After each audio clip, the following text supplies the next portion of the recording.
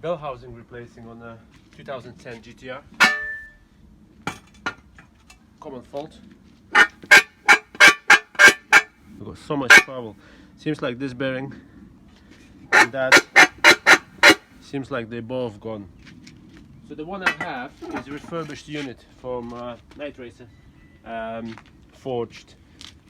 It's kind of slightly different. It's got the pressure plate inside fitted already. So I had to, when I was fitting it on the car, I had to use that little window to do up my pressure bolts. And when I took it off, this came off on its own, and I had to unscrew that pressure plate from the car. So that's the only difference, but it seems really solid. And as you can see, doing it all on my drive. Basically, this is as high as I went with it. I've got 2 jacks holding in the subframe, the whole engine, entire thing, 4x2 across it as well, and then the rest is holding the car. Basically, don't have a garage. I like doing all this stuff myself, so only basic tools required, as you can see. I've done a Alcon brake discs recently, but if you ask me, was it as easy as to do brakes? No, not as easy. But if you guys having a ramp, if you got proper garage, you name it, lifts, then you're laughing. Okay, so down pipes, I had to remove those. This is probably, I found this hardest part. And then everything else that come off the car. White pipe, prop shaft, small one. I undone the big one as well, as you can see. This bracket that holds under tray, panels, anti-roll bar, links. I removed the links, but it's just because I'm replacing them, the shot. But yeah, this is pretty much what has to come off the car. I took both wheels off.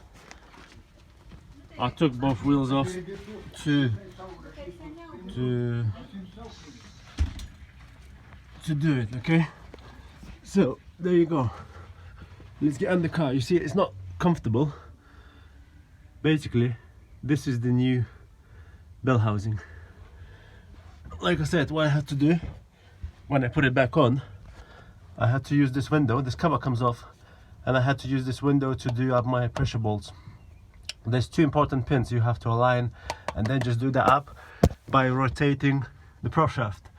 This is the one prop shaft. I've loosened that up. Basically, I put just the 2 bolts back on, stuck a screwdriver through there, and that way I was rotating to do my pressure bolts up.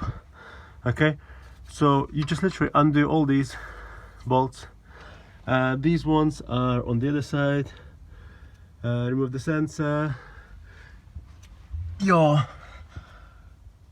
starter will come off as well, so it's quite easy if that ever goes. Quite easy to get to. Okay, so yes, down pipes coming off, and as you can see, white pipe was there. You have to clear all that. So small prop shaft came from there. It leads into here. That came off. Yes, these plates, I took them off. I didn't have to remove this one. This one just was hanging on. I did have to remove that heat shield. It was easier for me. And this one here, I removed that. It's just so easy to do. The 10mm socket. Now, how do you remove the bell housing? Jeez, it's so hard to get out. Okay, so this is how much I had to lower the subframe. And so I have 2 jacks, 4x2, and that's holding entire thing. Okay, now if you look, you have to undo that nut right here at the front. This is where the anti-roll bar went. I have to replace that thingy because it's destroyed now. Anyway, this went through all by wind. I couldn't do, I had to put a socket on, so I have to remove it. Anyway, undo that, and you can see it didn't even drop. It doesn't bend or twist as it is, but it's just, this was enough to lower. This nut, you take off all completely. And there's a bolt in here. Okay? So, this is the bolt. You remove this completely. This is the nut that was on there.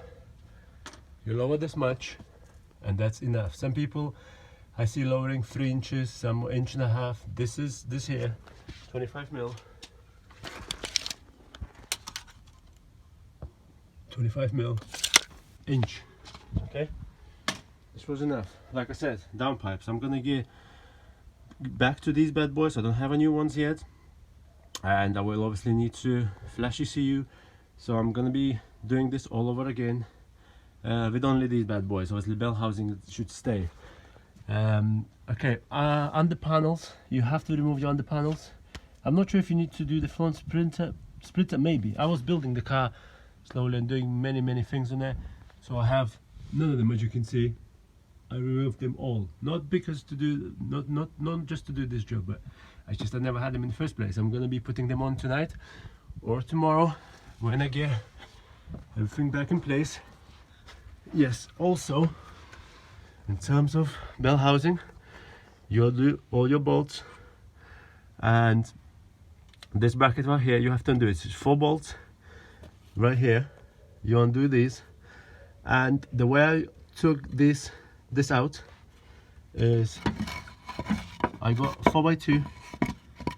I propped that in there, literally there, while lifting the bell housing part of that side of the engine up, propped that dead man, whatever you call it, in there, and this gave me enough access to pull out this bracket right here. I pulled this out, and this is how the bell housing came out. As you can see, if you follow my hand, this is how it will come out of the car.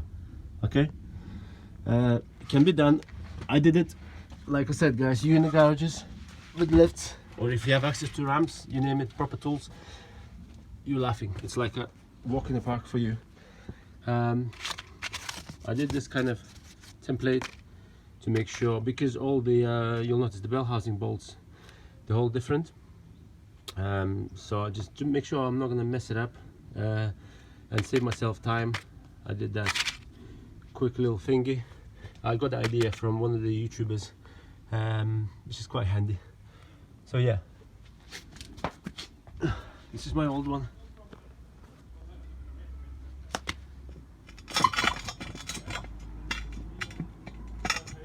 Real bad.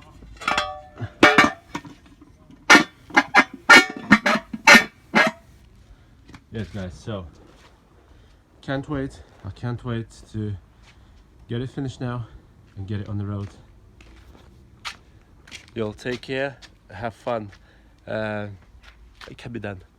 Like I said, it can be done in the drive, so you'll be fine.